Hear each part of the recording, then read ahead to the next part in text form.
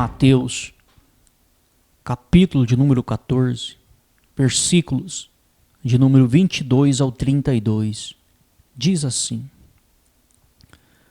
Logo a seguir, compeliu Jesus os discípulos a embarcar e passar adiante dele para o outro lado, enquanto ele despedia as multidões. E despedidas as multidões, subiu ao monte a fim de orar sozinho, e caindo a tarde, lá estava ele só. Entretanto, o barco já estava longe, a muitos estádios da terra, açoitados pelas ondas, porque o vento era contrário. Na quarta vigília da noite, foi Jesus ter com eles, andando por sobre o mar. E os discípulos, ao verem-no andando sobre as águas, ficaram aterrados e exclamaram: É um fantasma! E tomados de medo, gritaram. Mas Jesus imediatamente lhes disse: Tende bom ânimo, sou eu, não temais. Respondendo-lhe Pedro disse: Se és tu, Senhor, manda-me ir ter contigo por sobre as águas. E ele disse: Vem. E Pedro, descendo do barco, andou por sobre as águas e foi ter com Jesus. Reparando, porém, na força do vento, teve medo e, começando a submergir, gritou: Salva-me, Senhor! E prontamente Jesus, estendendo a mão, tomou-lhe e disse: Homem de pequena fé, por que duvidastes? Subindo ambos para o barco, cessou o vento. Palavra do Senhor Deus. Uma palavra muito conhecida, uma passagem muito conhecida, que conta a passagem onde o apóstolo Pedro, ou discípulo Pedro, andou por sobre as águas. É uma passagem muito interessante, como todas as passagens da Bíblia são passagens interessantes. O que é interessante é que quando Pedro manifestou a fé de ir até Jesus, Jesus concordou com ele. Aos olhos humanos, o que Pedro quis fazer era uma loucura aos olhos humanos. Porque ele estava com seus amigos, com seus companheiros, dentro de um barco. Na quarta vigília da noite, Jesus não estava com eles, Jesus tinha ficado no monte orando. E eles estavam ali, eles estavam atravessando para o outro lado. E havia ventos, tempestade. Então Jesus vem caminhando por cima da água ao encontro deles. Quando eles viram aquela cena de Jesus caminhando por sobre as águas, eles acharam que Jesus era um fantasma, pois estava à noite, havia uma tempestade. Então eles começaram a gritar de medo, disseram: lá vem um fantasma. Aí Jesus disse: olha, não tenha medo, sou eu. Pedro disse o seguinte: se é o Senhor mesmo, mande que eu vá até o Senhor caminhando por sobre as águas, como o Senhor está caminhando aí também. Aos olhos humanos, uma loucura de Pedro. Mas era a maneira que Pedro tinha de se manifestar a sua fé. Então Jesus disse: venha, Pedro. O interessante é que muitas pessoas criticam Pedro porque Pedro duvidou, porque Pedro afundou. Mas vamos entender o outro lado. Ele caminhou um pouco sobre as águas. A palavra de Deus não relata quantos passos, quantos metros, mas ele caminhou. Agora, para as pessoas que criticam o apóstolo Pedro, será que teria a mesma fé de se arriscar à noite, em meio a uma tempestade, sem colete salva-vida, caminhar sobre as águas? Não era um terreno plano como a água de piscina, não. São ondas, ventania, tempestade, escuridão. Sem colete salva-vida, sair do barco para manifestar uma fé dessa, meu amigo, não é para qualquer um. Então fica aí um recado para quem critica Pedro, porque ele afundou. Olha a fé deste homem. Diz a palavra que ele caminhou um certo espaço. A palavra não diz quantos passos, quantos metros, mas ele caminhou. O interessante é, a palavra faz questão de relatar que ele só começou a afundar quando ele começou a duvidar. Quando ele começou a deixar que o medo entrasse dentro dele. Aí ele começou a afundar.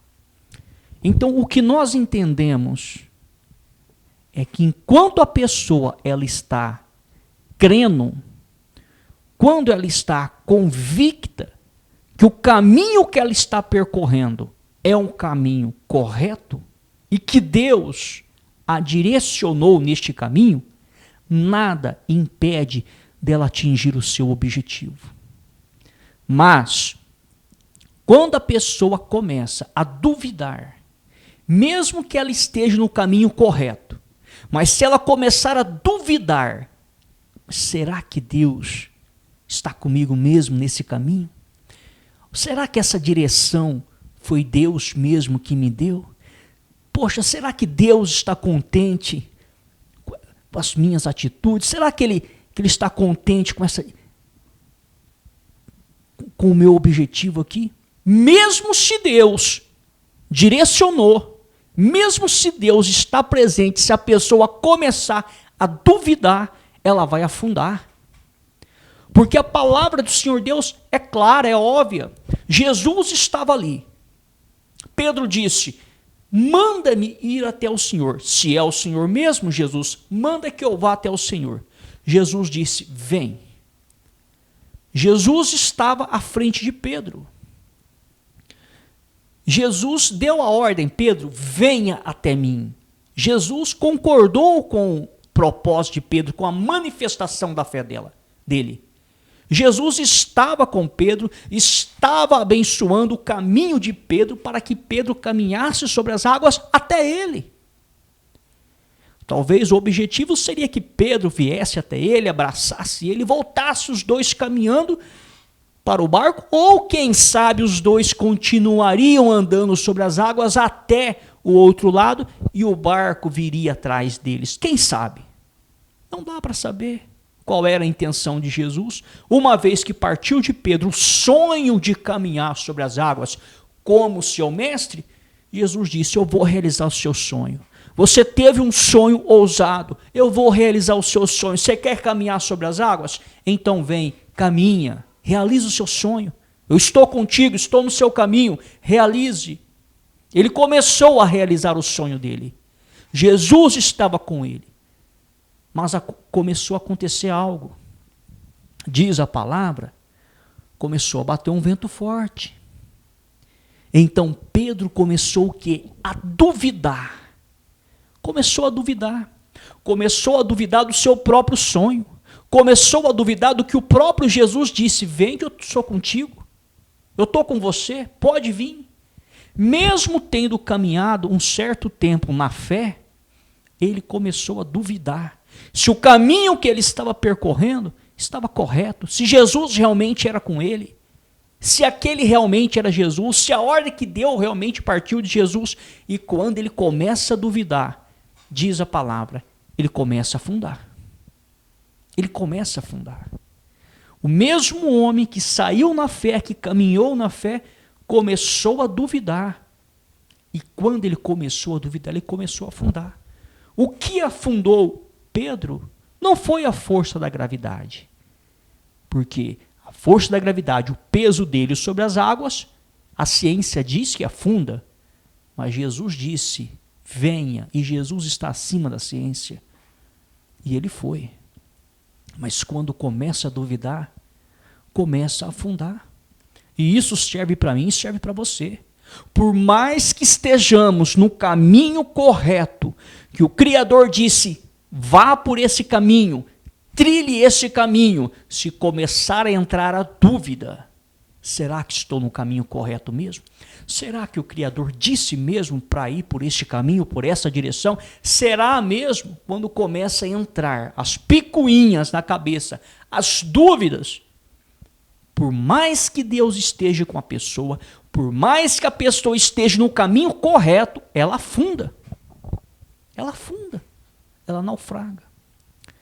Mas o interessante é que mesmo Pedro afundando, quando ele clama a Jesus e pede socorro, Jesus socorre. E nós temos mais um exemplo, que mesmo se a pessoa duvidar, e ela estiver afundando, se ela reconhecer que ela está afundando e pedir ajuda a Jesus, Jesus estende a mão e socorre. Ele não deixa. Porque a palavra diz, cairá o meu justo 7 vezes, mas eu o levanto de todas. O justo não fica prostrado, não fica caído. O próprio Deus o levanta. Isso é bíblico. Ele levanta os seus, ele fortalece os seus.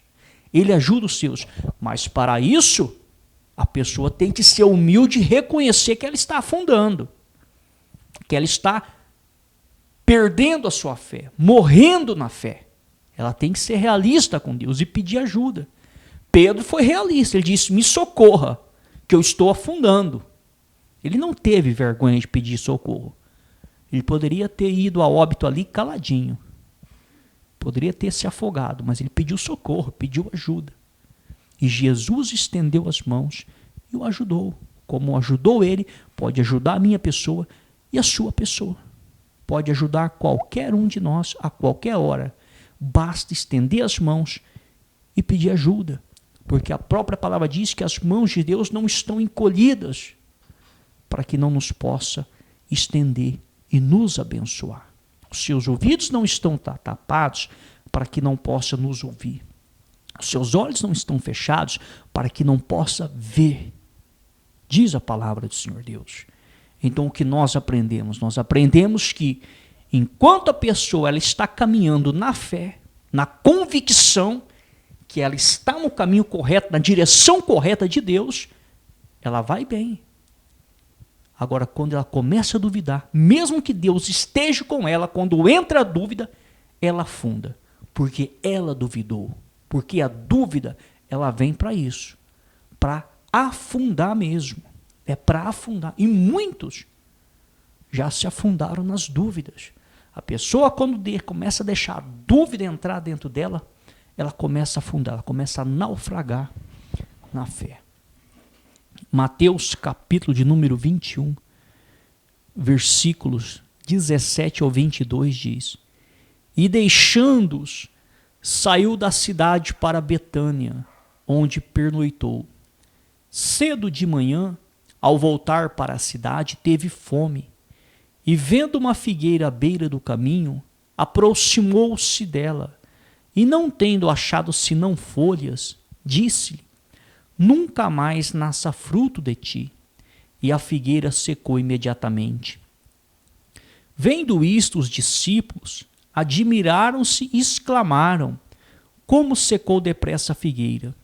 Jesus, porém, lhes respondeu, em verdade vos digo que, se tiverdes fé e não duvidardes, não somente fareis o que foi feito à figueira, mas até mesmo se a este monte disserdes, ergue-te e lança-te no mar, tal sucederá.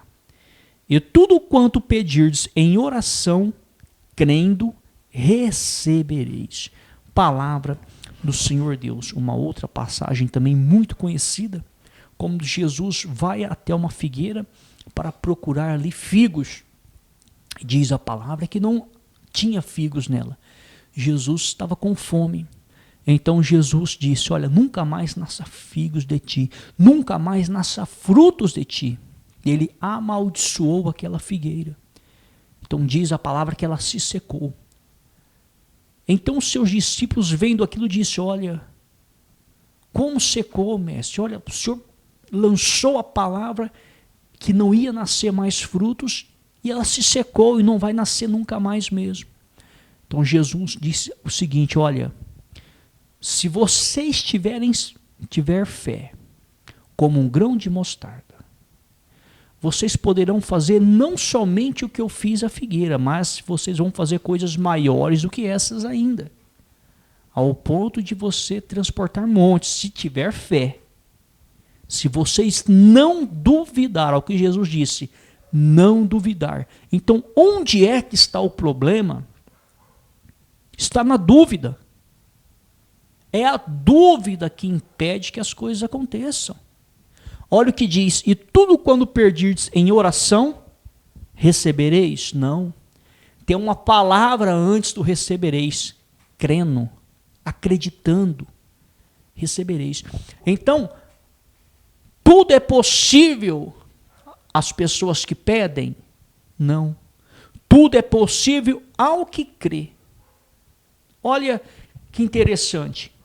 Sempre existe o crer, o acreditar, para que depois as coisas aconteçam. A palavra do Senhor Deus, sempre, a vida toda, colocou essa palavra crer, acreditar, não duvidar, não deixar a dúvida entrar. Não deixar a dúvida entrar. Nunca duvidar. Nunca. Então, é muito claro. Não basta pedir. Tem que crer. Tem que acreditar. Para que depois receba, para que depois aconteça. Então não é simplesmente falar, não é simplesmente pedir. Tem que crer.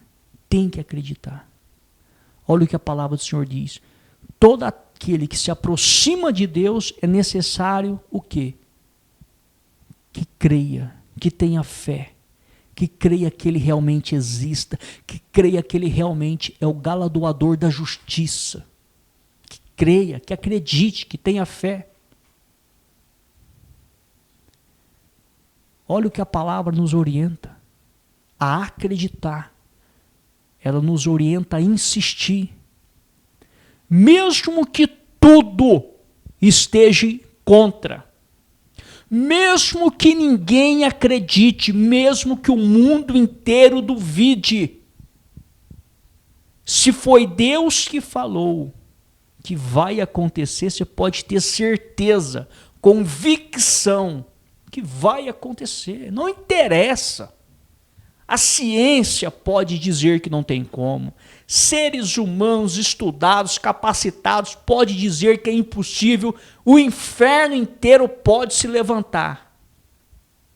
Se Deus prometeu algo, se foi Ele mesmo, se a pessoa tem um plano, tem uma meta, se foi Deus mesmo que direcionou, meu amigo, minha amiga, a palavra diz que passarão céus e terra, mas as palavras de Deus hão de se cumprir. Ele não é homem nem filho do homem para que minta, para que se arrependa. Se tem algo que Deus não é mentiroso, Ele vela sobre a palavra dele para não ser envergonhado. Então não tem essa. Não tem essa. Ninguém impede o agir de Deus. Não tem demônio que impede, não tem crise que impede, não tem ninguém. Agora a questão é, se é Ele mesmo que disse, se é Ele mesmo que direcionou, se não é invenção da cabeça da pessoa, se não é invenção de falso profeta profetizando coisas erradas, tem que entender também. Agora, uma coisa eu te digo, se você estiver num caminho, se você tem convicção que este caminho é o caminho correto, é o caminho de Deus, se você tem convicção que é Deus que está direcionando, você pode dormir tranquilo, tranquila, em paz. Pode ficar sossegado. Porque Deus não é Deus de confusão. O diabo trabalha com a dúvida, ele quer colocar dúvida na cabeça das pessoas. E ele vai colocar dúvida na cabeça de quem? De quem está no caminho correto. Porque quem não está no caminho correto não tem dúvida. Ela está convicta que ela está no caminho certo. O caminho é errado. E ela está achando que está certo. Mas agora quem está no caminho certo, ele vem trazendo dúvida na cabeça da pessoa. Para quê? Para que a pessoa se desvie do caminho correto.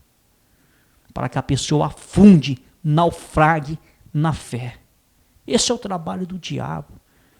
Jesus estava no caminho correto. Foi para o deserto para ser tentado pelo diabo. O que ele fez? Trabalhou com dúvidas. Se você é o Filho de Deus, diga que essas pedras se transformem em pães. Será que você é mesmo Filho de Deus? Será que você tem mesmo poder para transformar pedra em pães? Se é, transforma, que eu quero ver. Faz uma prova aí. Ora, se você é Filho de Deus, lança daqui abaixo, está escrito que ele dará ordem aos seus anjos para que não aconteça nada. Se você é, se lança. Aí nós já vamos ficar sabendo agora se você é ou se não, você não é. Então prove então que você é Filho de Deus. Ora, então porém, se você se ajoelhar aos meus pés, tirou todos os reinos aqui. Basta se ajoelhar. Então nós vemos o diabo trabalhando com dúvidas, tentando colocar dúvidas em Jesus. Será que eu sou de Deus? Será que eu não sou de Deus? Será que eu estou no caminho correto? Será que eu não estou?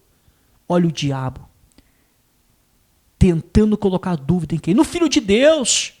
Se ele tentou o Filho de Deus, santo, para colocar dúvidas, imagine em mim e em você, que somos pecadores. Então, preste atenção, se desperte. O diabo é sujo, é astuto. Ele sabe quando a pessoa está no caminho correto. Ele sabe onde ela vai chegar se ela continuar. Ele conhece os planos de Deus.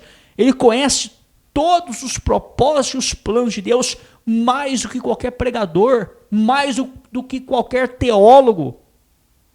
Conhece tudo da Bíblia, porque quando os textos sagrados foram escritos pelos profetas e apóstolos, as cartas, inspirados pelo Espírito Santo, a palavra diz que o diabo anda ao derredor. Você acha que ele não acompanhou as escrituras, não acompanhou as traduções? Se liga, raciocina, usa o cérebro. Ele sabe tudo de cor e salteado. Ele sabe quem foram os escritores, ele sabe quem foram os tradutores, ele sabe de tudo, tudo, sabe dos planos de Deus. Um dos demônios que bateu de frente com Jesus, no bom sentido, porque não peitou Jesus, apenas disse: mestre, vieste nos atormentar antes do tempo? Como assim antes do tempo? Por que, mestre, vieste nos atormentar antes do tempo? Porque eles sabem que eles estão condenados ao lago de fogo e enxofre. Estude o livro de Apocalipse, você vai ver a ira de Deus queimando eles. Já estão condenados. Então ele diz: por que, mestre, que o senhor veio antes do tempo? Ainda não chegou a hora do Senhor nos atormentar para todo sempre. Por que vieste nos atormentar antes do tempo? Eles sabem que serão atormentados. Eles conhecem a palavra de Deus. E o livro do Apocalipse ainda não tinha sido escrito, a revelação. Mas eles já sabiam o desfecho da história. Então se desperte. Os demônios são anjos que viveram com Deus lá em cima. Conhecem os planos de Deus, foram expulsos. Eles conhecem o plano, mais do que qualquer teólogo e pregador. Conhece tudo, sabe tudo. Então, eles sabendo que a pessoa está no caminho correto, que agrada a Deus, você pode ter certeza. Vai vir com dúvidas mesmo, para que a pessoa afunde. Então fica aí um recado. Tiago, capítulo de número 4, versículos 2 e 3, diz assim: cobiçais e nada tendes. Matais e invejais, e nada podeis obter. Viveis a lutar e a fazer guerras. Nada tendes, porque não pedes. Então a palavra diz, nada tens, porque não pedes. Então a pessoa diz, então eu vou pedir. E não é errado pedir. Mas para receber tem que ter a fé. Então eu vou pedir com fé e eu vou receber. Aí entra um outro ponto. É por isso que nós temos que ler os textos por completo. O texto sem contexto. Aí então diz, pedis e não recebeis.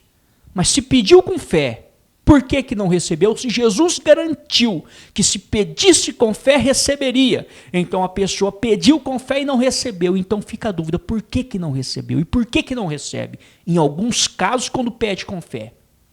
Pedis e não recebeis. Por quê? Porque pedis mal, para esbanjardes em vossos prazeres. Então existe um princípio na palavra de Deus, o seguinte. Se pedirmos duvidando, não vamos receber. Se pedirmos com fé, receberemos. Desde que Deus esteja de acordo com essa petição.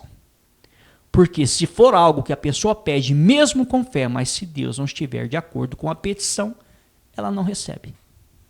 Pedis, nada tens. Por que que nada tens? Porque não pedes. Então a pessoa diz, então eu vou pedir e vou receber. Ela pede, se ela não tem fé, ela não recebe. Se ela pede com fé, ela vai receber se estiver de acordo com a vontade de Deus. Porque se não estiver de acordo com a vontade de Deus, ela não recebe. Diz, pedis e não recebeis, mesmo pedindo com fé, porque pedes mal, para esbanjardes em vossos prazeres, deleites, em outras traduções. Então, o que nós entendemos? É necessário que tenha fé, é necessário que creia. Devemos pedir, devemos insistir com fé, mas algo que esteja de acordo com a vontade do Criador, que esteja de acordo com a glória dele, para glorificar o nome dele e não o nosso nome. É o nome de Deus que tem que ser glorificado na nossa vida aqui na terra. É ele que tem que aparecer na nossa vida aqui nessa terra. Então nós temos que ter essa inteligência, essa sabedoria, para pedir com fé as coisas que glorificam o nome dele na nossa vida.